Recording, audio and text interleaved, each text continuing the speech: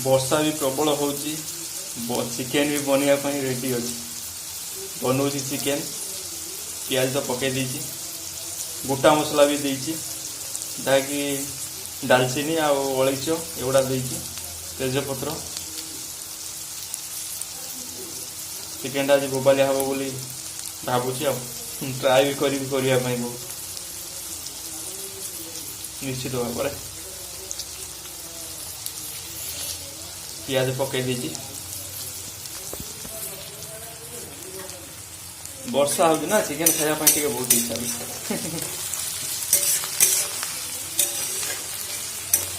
Time लगे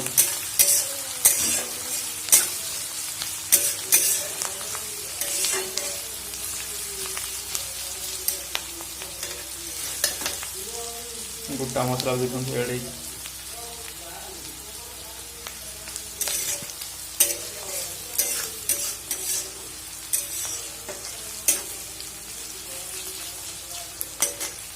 टिके time लगे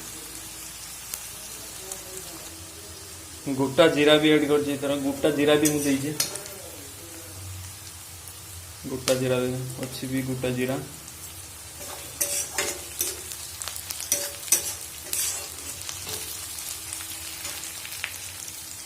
छेचिक रखी अदा रसुण पेस्ट जहाँ भी छेचिक रखी छेचा आलू भी भाजी चिकेन को मेरिनेशन कर रखी हलदी तेल आउ लुण हो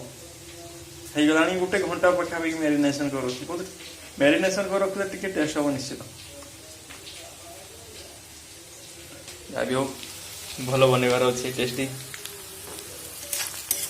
कम तेल भी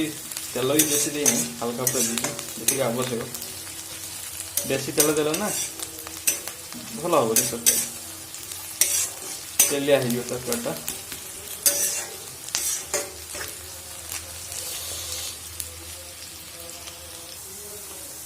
प्रायतः हो जाए पियाज रंग भी देखूँ रंग हो जाए प्रायतः नालिया पड़गला रेड रेड आसीगला मसला एवं तो देद अदा रसुण पेस्ट जहाँकि छेचा अदा रसुण पेस्ट देदेली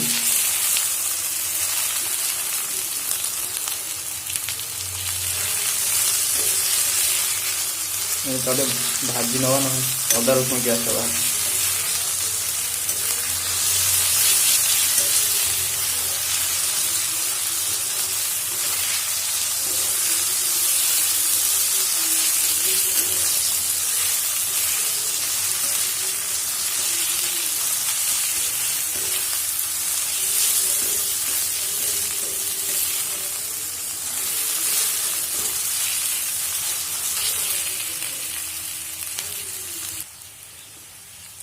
लंका गुंड हलदी गुंड भी दे दी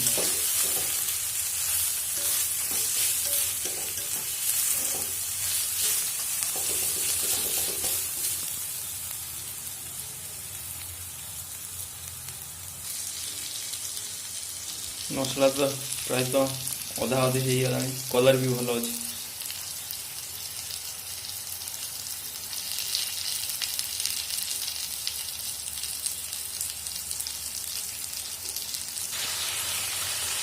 मसला कलर भी आसे बोबालिया कलर नाल नाल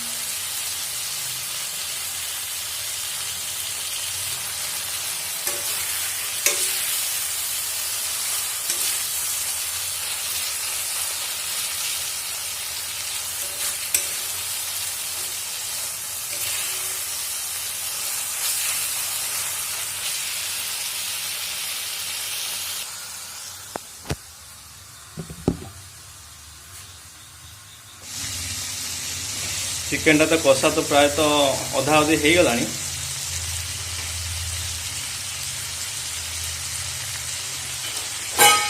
मस्त ग्रेवी अच्छे चिकेन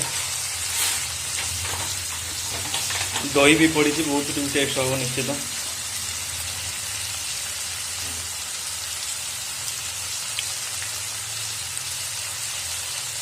आउ टिके आउ हो गले ना तापर आलू पकईदबा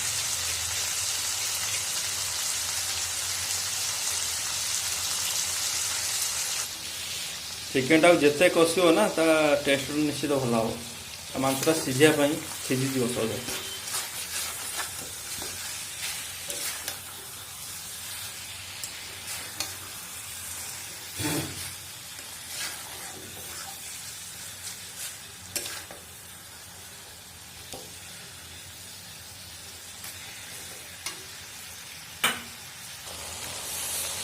वाओ पानी टे हल्का आप लगे ना कषाटा पानी हल्का आप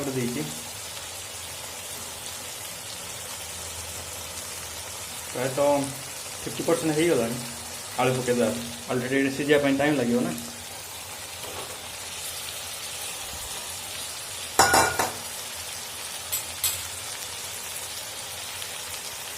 चिकेन आलू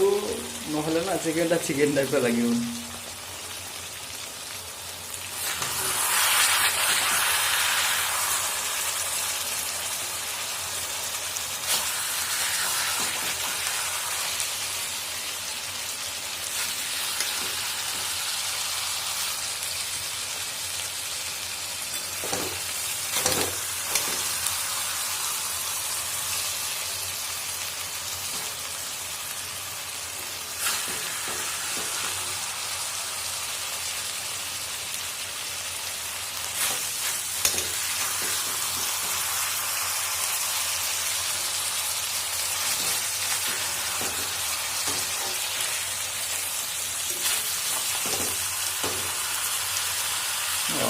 टे टाइम लगे 70% है 30% बाकी अच्छे आलूटा टी सीझीगले ना अल्प खाली पानी देदेले ना चिकेनटा पूरा रेडी पूरा वर्षा को ना ये चिकेनटा पूरा खाप खाइब।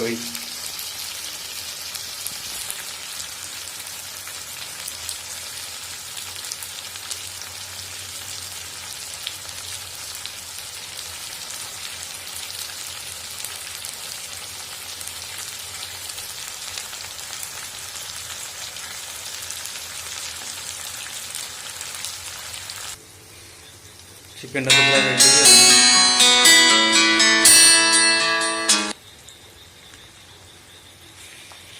प्राय तो रेडी हो गलानी कषा तो रेडी हो जाए।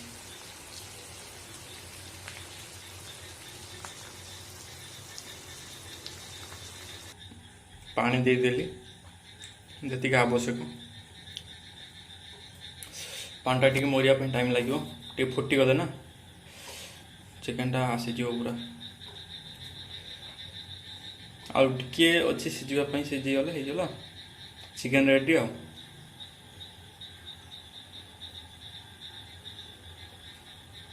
फुटवा आरंभ हो गला हल्का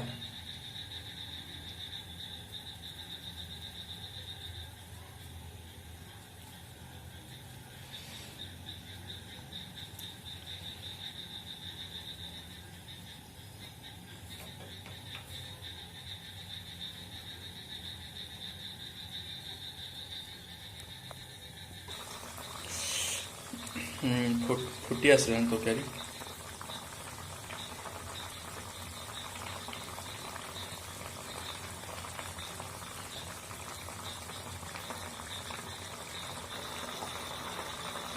केमती फुटुची देख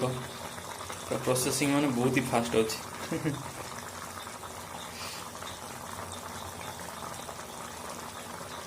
माने एते जे प्रेशर होउची फुटुची माने कलर भी उड़ी जाउची।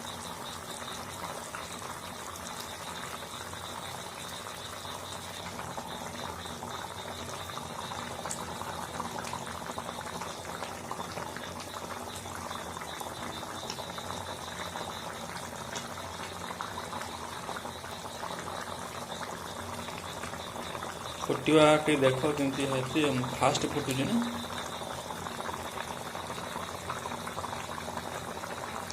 चिकेन रेडी हो गला पूरा पूरा रेडी फुटुची केमती टक टक ही देखो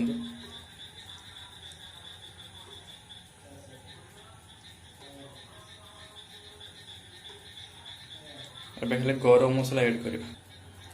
गरम मसला भारत रो अच्छे टे पकईदेला ना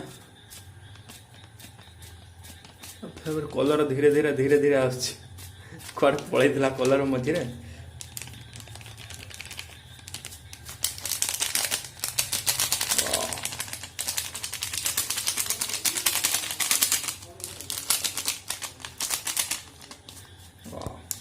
ଚିକେନ ପୁରା ରେଡି ହେଇଗଲା, ଏବେ ଖାଇବା ପାଇଁ ପଡ଼ିବ। ଆଉ ଦେଖିଲା ବେଳକୁ ପାଟିର ଲାଳ ବୋହି ଯାଉଛି, ଏତେ କଲରଫୁଲ୍ ହେଇଛି। ସମସ୍ତେ ଥର ଥର ଟ୍ରାଏ କର ଏମିତି ନିଜେ ବନେଇକି ଖାଇବା ପାଇଁ। ନିଜ ହାତର ବନେଇକି ଖାଇବା ନା ବହୁତ ଭଲ ଲାଗେ।